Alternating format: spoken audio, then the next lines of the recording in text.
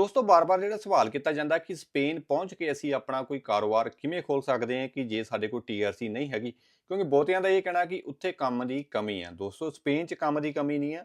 ਤੁਹਾਡੇ ਕੋਲ ਉਹ ਸਕਿੱਲ ਹੈ ਨਹੀਂ ਜਿਹੜੇ ਸਪੇਨ ਨੂੰ ਚਾਹੀਦੇ, ਜਿਵੇਂ ਕਿ ਇਲੈਕਟ੍ਰੀਸ਼ੀਅਨ, ਪਲੰਬਰ, ਹੇਅਰ ਕਟਿੰਗ ਜਾਂ ਕੋਈ ਵੈਬ ਡਿਜ਼ਾਈਨਿੰਗ ਆਉਂਦੀ। ਇਹ ਛੋਟੇ-ਛੋਟੇ ਕੰਮ ਜੇ ਸਿੱਖ ਕੇ ਤੁਸੀਂ ਜਾਓਗੇ ਤਾਂ ਤੁਹਾਨੂੰ ਕਿਤੇ ਨਾ ਕਿਤੇ ਜੌਬ ਜ਼ਰੂਰ ਮਿਲੂਗੀ। ਸੋ ਜਿਹੜੀਆਂ ਮੈਂ ਦੱਸ ਦੇਵਾਂ ਕਿ ਜੇ ਤੁਸੀਂ ਬਿਜ਼ਨਸ ਖੋਲ੍ਹਣ ਦਾ ਸੋਚ ਰਹੇ ਆ, ਤੁਸੀਂ ਟੂਰਿਸਟ ਵੀਜ਼ੇ ਤੇ ਗਏ ਜਾਂ ਇਲੀਗਲ ਕਹਿ ਲਓ ਕਿ ਡੋਂਕੀ ਲਾ ਕੇ ਗਏ ਆ, ਤੁਹਾਡੇ ਕੋਲ ਟੀਆਰਸੀ ਨਹੀਂ ਹੈਗੀ, ਤਾਂ ਮੈਂ ਸਿੱਧਾ ਦੱਸਦਾ ਕਿ ਤੁਸੀਂ ਸਪੇਨ 'ਚ ਬਿਜ਼ਨਸ ਨਹੀਂ ਕਰ ਸਕਦੇ। ਉਹਦੇ ਵਾਸਤੇ ਤੁਹਾਡੇ ਕੋਲ ਟੀਆਰਸੀ ਹੋਣੀ ਜਾਂ ਸੈਲਫ ਇੰਪਲਾਇਡ ਵਰਕ ਵੀਜ਼ਾ ਹੁੰਦਾ ਵਾ, ਉਹਦੇ ਰਾਹੀਂ ਤੁਸੀਂ ਬਿਜ਼ਨਸ ਖੋਲ੍ਹ ਸਕਦੇ ਆ।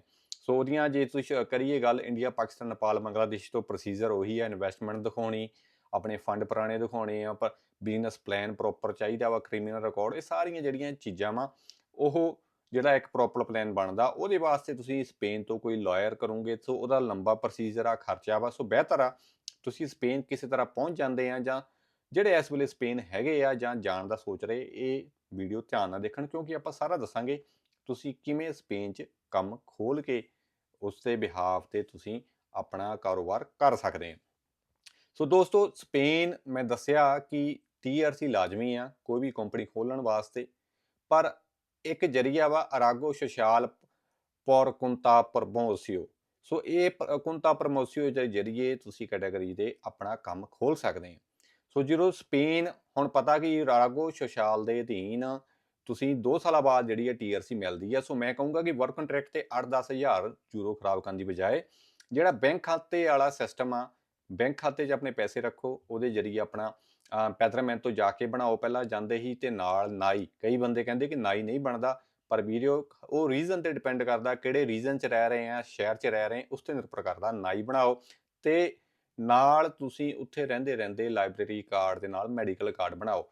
ਤੋ ਇਹ ਜਿਹੜੀਆਂ ਚੀਜ਼ਾਂ ਵਾ, ਨਾਲ ਲੈਂਗੁਏਜ ਜ਼ਰੂਰ ਸਿੱਖੋ ਕਿਉਂਕਿ ਸਾਡੇ ਬੰਦਿਆਂ ਨੂੰ ਬੜੀ ਕਹਿ ਲਓ ਕਿ ਤਕਲੀਫ ਹੁੰਦੀ ਕੋਈ ਹੋਰ ਨਵੀਂ ਚੀਜ਼ ਕਹਿ ਲਓ ਨਾ ਸਿੱਖਣ ਨੂੰ, ਵੀ ਸਾਨੂੰ ਆਹ ਚੀਜ਼ ਨਾ ਕਰਨੀ ਪਵੇ। ਸੋ ਸਪੇਨ 'ਚ ਰਹਿਣਾ ਵਾ, ਸਪੇਨਿਸ਼ ਲੈਂਗੁਏਜ ਸਿੱਖਣੀ ਪੈਣੀ ਹੈ, ਚਾਹੇ ਤੁਸੀਂ ਟੀਆਰਸੀ ਲੈਣੀ ਆ ਜਾਂ ਸਿਟੀਜ਼ਨ ਲੈਣੀ। ਸੋ ਇਹ ਤੁਹਾਨੂੰ ਸਿੱਖਣੀ ਹੀ ਪਏਗੀ। ਸੋ ਇਹ ਜ਼ਰੂਰ ਕਰੋ। ਨਾਲ ਛੋਟਾ ਮੋਟਾ ਕੋਰਸ ਜਿਹੜਾ ਤੁਸੀਂ ਜਾ ਕੇ, ਬੇਸ਼ੱਕ ਤੁਹਾਡੇ ਕੋਲ ਪਿੱਛੋਂ ਹੇਅਰ ਕਟਿੰਗ ਦਾ ਕੋਈ ਬਾਰਬਰ ਦਾ ਐਕਸਪੀਰੀਅੰਸ ਵਾ ਜਾਂ ਇਲੈਕਟ੍ਰੀਸ਼ੀਅਨ ਦਾ, ਪਲੰਬਰ ਦਾ ਵਾ, ਉਹ ਤੁਸੀਂ ਪਿੱਛੋਂ ਲੈ ਕੇ ਸਪੇਨ ਵਕੀਲ ਜਰੀਏ ਜਿਹੜਾ ਕੋਈ ਜ਼ਿਆਦਾ ਖਰਚਾ ਨਹੀਂ ਆਊਗਾ, 150 ਯੂਰੋ ਖਰਚਾ ਆਉਣਾ। ਉਹਦੇ ਜਰੀਏ ਐਫੀਡੇਵਿਟ ਬਣਾ ਕੇ ਤੁਸੀਂ ਉਸ ਐਕਸਪੀਰੀਅੰਸ ਸਰਟੀਫਿਕੇਟ ਨੂੰ ਸਪੈਨਿਸ਼ ਕਨਵਰਟ ਕਰਕੇ ਅਥੈਂਟਿਕੇਟ ਕਰ ਸਕਦੇ ਆ ਕਿ ਇਹ ਮੈਨੂੰ ਐਕਸਪੀਰੀਅੰਸ ਹੈਗਾ। ਉਹਦੇ ਬਿਹਾਫ ਤੇ ਸਾਨੂੰ ਕੋਈ ਛੋਟਾ ਮੋਟਾ 6 ਮਹੀਨੇ ਦਾ ਕੋਰਸ ਲੈ ਲਓ, ਨਿਰਭਰ ਕਰਦਾ ਕਿਹੜੇ ਵੀ ਸ਼ਹਿਰ 'ਚ ਰਹਿ ਰਹੇ ਆ। ਸੋ ਛੋਟੇ ਸ਼ਹਿਰਾਂ ਦਾ ਰੁੱਖ ਕਰੋਗੇ ਤਾਂ ਉੱਥੇ ਬੜੇ ਆਰਾਮ ਨਾਲ ਤੁਹਾਨੂੰ ਕਈ ਸਰਕਾਰ ਜਿਹੜੀਆਂ ਚਲਾਉਂਦੀ ਆ, ਹੁਣ ਕਈ ਕਹੂਗੇ ਕਿ ਮੈਂ ਹੁਣ ਫ੍ਰੀ ਕਹਿੰਦਾ, ਕਈ ਰੀਜ਼ਨ 'ਚ ਛੋਟੇ ਛੋਟੇ ਸ਼ਹਿਰਾਂ 'ਚ ਫ੍ਰੀ ਵੀ ਹੈਗੇ ਆ, ਪਰ ਉਹ ਨਿਰਭਰ ਕਰਦਾ ਤੁਸੀਂ ਕਿੱਥੇ ਰਹਿ ਰਹੇ। ਹੁਣ ਜੇ ਮੈਡਰਿਡ, ਬਾਰਸਲੋਨਾ ਦੀ ਗੱਲ ਕਰੂੰਗੀ ਜਾਂ ਵੈਲੈਂਸੀਆ ਦੀ, ਉੱਥੇ ਤਾਂ ਭੁੱਲ ਜਾਓ, ਫ੍ਰੀ ਤੁਹਾਨੂੰ ਕੁਛ ਨਹੀਂ ਮਿਲੇਗਾ। ਸੋ ਜੇ ਛੋਟੇ ਸ਼ਹਿਰਾਂ 'ਚ ਕਿਤੇ ਰਹਿੰਦੇ ਆ, ਉਸ ਤੇ ਕਈ ਜਿਹੜੀਆਂ ਉੱਥੇ ਦੀਆਂ ਮਿਊਨਿਸਪਲ ਕਾਰਪੋਰੇਸ਼ਨ ਆ ਉਹ ਫ੍ਰੀ ਕੋਰਸ ਕਰਾਉਂਦੀਆਂ, ਸਕਿੱਲ ਉਹ ਕਰ ਸਕਦੇ ਆ।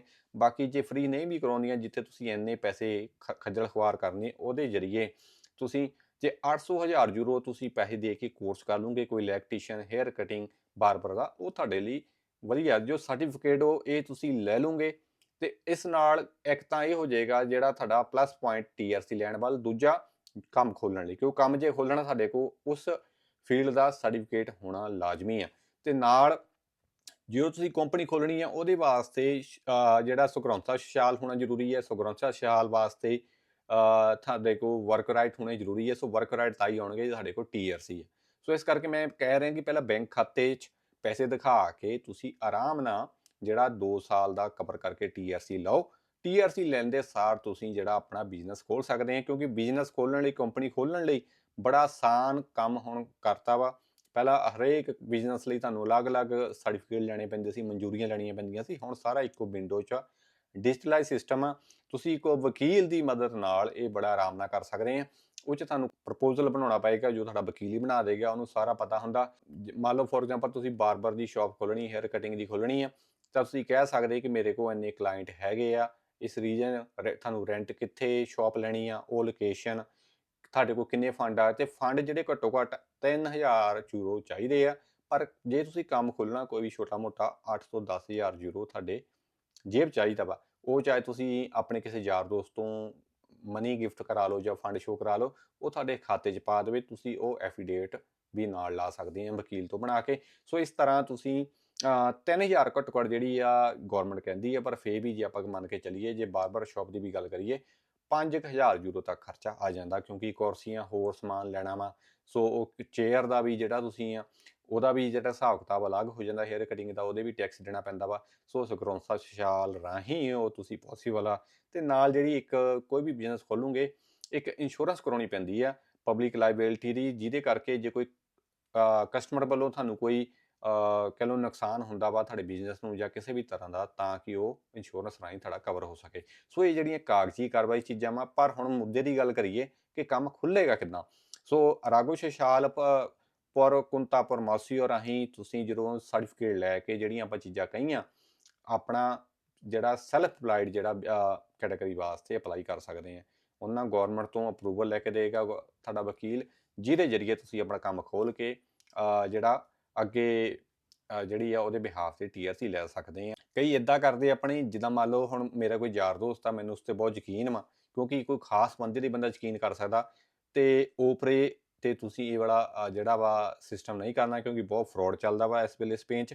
ਸੋ ਜਿੱਦਾਂ ਹੁਣ ਮੇਰਾ ਯਾਰ ਦੋਸਤ ਆ, ਮੈਂ ਉਹਦੇ ਬਿਹਾਫ ਤੇ ਕੰਪਨੀ ਖੋਲ੍ਹ ਕੇ, ਕਿਉਂਕਿ ਉਹ ਪੱਕਾ ਵਾ ਤੇ ਮੈਂ TRC ਲੈਣੀ ਆ ਉਹਦੇ ਬਿਹਾਫ ਤੇ, ਉਹਨੇ ਮੈਨੂੰ ਕਾਮਾ ਸ਼ੋ ਕਰਤਾ। ਬੇਸ਼ੱਕ ਪੈਸੇ ਮੇਰੇ ਆ, ਐਵਰੀਥਿੰਗ ਮੇਰਾ ਵਾ, ਪਰ ਜਿਹੜਾ ਉਹ ਸਾਰਾ ਜਿਹੜਾ ਕੰਪਨੀ ਦਾ ਹਿਸਾਬ ਕਿਤਾਬ ਆ ਉਹ ਮੇਰੇ ਫਰੈਂਡ ਦੇ ਨਾਮ ਤੇ ਆ, ਜਿਹਦੇ ਬਿਹਾਫ ਤੇ ਮੈਂ ਇੱਕ ਤਾਂ 8 ਤੋਂ 10,000 ਜਿਹੜੇ ਯੂਰੋ ਕਿਸੇ ਨੂੰ ਵਰਕ ਕੰਟਰੈਕਟ ਦੇਣੇ ਆ ਉੱਤੋਂ ਬਚ ਜਾਊਗਾ, ਤੇ ਮੇਰੀ ਉਹ ਇਨਕਮ ਜਿਹੜੀ ਆ ਬਿਜ਼ਨਸ ਖੋਲ੍ਹਣ 'ਤੇ ਲੱਗ ਜਾਏਗੀ। ਪਰ ਇਹ ਉਹੀ ਬੰਦਾ ਕਰਿਓ ਜਿਹੜਾ ਤੁਹਾਡਾ ਕੋਈ ਖਾਸ ਯਾਰ ਦੋਸਤ ਆ, ਤੁਹਾਡਾ ਕੋਈ ਖਾਸ ਰਿਸ਼ਤੇਦਾਰ ਆ, ਕਿਉਂਕਿ ਕਿਸੇ ਦੀ ਕਹਿ ਲਓ ਨੀਤ ਬਦਲਦੇ ਦੇਰ ਨਹੀਂ ਲੱਗਦੀ।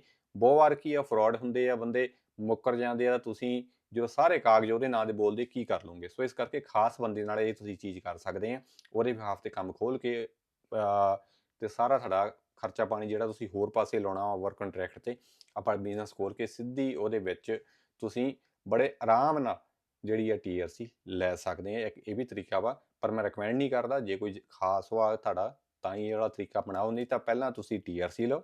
ਚਾਹੇ ਉਹ ਕਿਸੇ ਨੂੰ ਮੈਂ ਉਹ ਵੀ ਨਹੀਂ ਰਿਕਮੈਂਡ ਕਰਦਾ ਕਿ ਵਰਕ ਕੰਟਰੈਕਟ ਕਈ ਕਹਿੰਦੇ ਲਾਜ਼ਮੀ ਆ ਜੀ, ਬੈਂਕ ਖਾਤੇ ਵਾਲਾ ਸਿਸਟਮ ਨਹੀਂ ਚੱਲਦਾ, ਪਰ ਬੈਂਕ ਖਾਤੇ ਵਾਲਾ ਗੌਰਮੈਂਟ ਨੇ ਪਿਛਲੇ ਸਾਲ ਹੀ ਅਨਾਉਂਸ ਕੀਤਾ। ਸੋ ਵਰਕ ਕੰਟਰੈਕਟ ਦੇ ਉਹ ਪੈਸੇ ਕਿਸੇ ਨੂੰ ਦੇਣ ਦੀ ਬਜਾਏ ਬੈਂਕ ਖਾਤੇ ਰਾਹੀਂ ਤੁਸੀਂ ਜਿਹੜਾ ਉਹ ਸਿਸਟਮ ਕਰ ਸਕਦੇ ਆ TRC ਦੇ, ਤੇ ਉਹੀ ਪੈਸਾ ਬਚਾ ਕੇ ਗਾਂ ਆਪਣੀ ਕੰਪਨੀ ਖੋਲ੍ਹ ਸਕਦੇ ਆ। ਨਹੀਂ ਤਾਂ ਆਪਣੇ ਕਿਸੇ ਜਾਣ ਪਛਾਣ ਦੇ ਜ਼ਰੀਏ ਉਹ ਕੰਮ ਆਉਂਦੇ ਸਾਰ ਤੁਸੀਂ ਕਰ ਸਕਦੇ ਆ, ਤੇ ਉਹ ਤੁਹਾਨੂੰ ਸੈਲਫ ਜਿਹੜਾ ਐਜ਼ ਏ ਵਰਕਰ ਉੱਥੇ ਸ਼ੋਅ ਕਰਕੇ ਤੁਹਾਨੂੰ TRC ਦਵਾ ਸਕਦਾ। ਸੋ ਇਹ ਵੀ ਇੱਕ ਰਾਹ ਵਾ, ਉਹ ਅਰਾਗੋ ਲੈਬਰਾਰ ਦੇ ਜ਼ਰੀਏ 6 ਮਹੀਨੇ ਦੇ ਵਿੱਚ ਵਿੱਚ, ਕਿਉਂਕਿ ਉੱਚ ਤੁਸੀਂ ਸਾਲ ਦੀ ਰੈਜ਼ੀਡੈਂਸ ਜਿਹੜੀ ਹੈ ਲੀਗਲ ਹੋਣੀ ਹੁੰਦੀ, 6 ਮਹੀਨੇ ਦੇ ਵਿੱਚ ਵਿੱਚ ਤੁਹਾਨੂੰ ਜਿਹੜੀ TRC ਮਿਲ ਜਾਏਗੀ ਉਸ ਕੈਟਾਗਰੀ ਦੇ ਅਧੀਨ। ਸੋ ਇਹ ਸਾਰੀਆਂ ਚੀਜ਼ਾਂ ਵਾ ਮੈਂ ਸੋਚਿਆ ਤੁਹਾਨੂੰ ਸ਼ੇਅਰ ਕਰਾਂ। ਵੀਰ ਭੈਣ ਭਰਾ ਪੁੱਛਦੇ ਆ ਕਿ ਕਿਵੇਂ ਕੰਮ ਖੋਲ੍ਹ ਸਕਦੇ ਆ। ਸੋ ਬਾਕੀ ਬਿਹਤਰ ਲੀਗਲ ਅਸਿਸਟੈਂਸ ਲਈ ਤੁਸੀਂ ਆਪਣੇ ਕਿਸੇ ਸਪੈਨਿਸ਼ ਜਿਹੜਾ ਲਾਇਰ ਆ ਉਹਦੇ ਜ਼ਰੀਏ ਤੁਸੀਂ ਇਹ ਜਿਹੜੀ ਕਾਰਵਾਈ ਕਰਨੀ ਆ, ਤੇ ਸਟੈਪ ਕਰਨ ਤੋਂ ਪਹਿਲਾਂ ਸੋਚ ਲੈਣਾ ਕਿ TRC ਬਿਨਾਂ ਜੇ ਤੁਸੀਂ ਸਿੱਧਾ ਬਿਜ਼ਨਸ ਖੋਲ੍ਹਣ ਦੀ ਸੋਚੋਗੇ ਤਾਂ ਪੋਸੀਬਲ ਨਹੀਂ ਆ। ਪੋਸੀਬਲ ਜਿਹੜਾ ਤਰੀਕਾ ਮੈਂ ਤੁਹਾਨੂੰ ਦੱਸਦੇ ਆ, ਸੋ ਉਸ ਜ਼ਰੀਏ ਤੁਸੀਂ ਇਹ ਕਰ ਸਕਦੇ ਆ। ਸੋ ਦੱਸਿਓ ਜਾਣਕਾਰੀ ਕਿਵੇਂ ਲੱਗੀ, ਵੱਧ ਤੋਂ ਵੱਧ ਸ਼ੇਅਰ ਕਰੋ ਤਾਂ ਕਿ ਜਿਹੜੇ ਲੋੜਵੰਦਾਂ ਤੱਕ ਪਹੁੰਚ ਸਕੇ। ਮਿਲਦੇ ਆ ਅਗਲੀ ਵੀਡੀਓ, ਤਦ ਤੱਕ ਲਈ ਰੱਬ ਰੱਖਾ।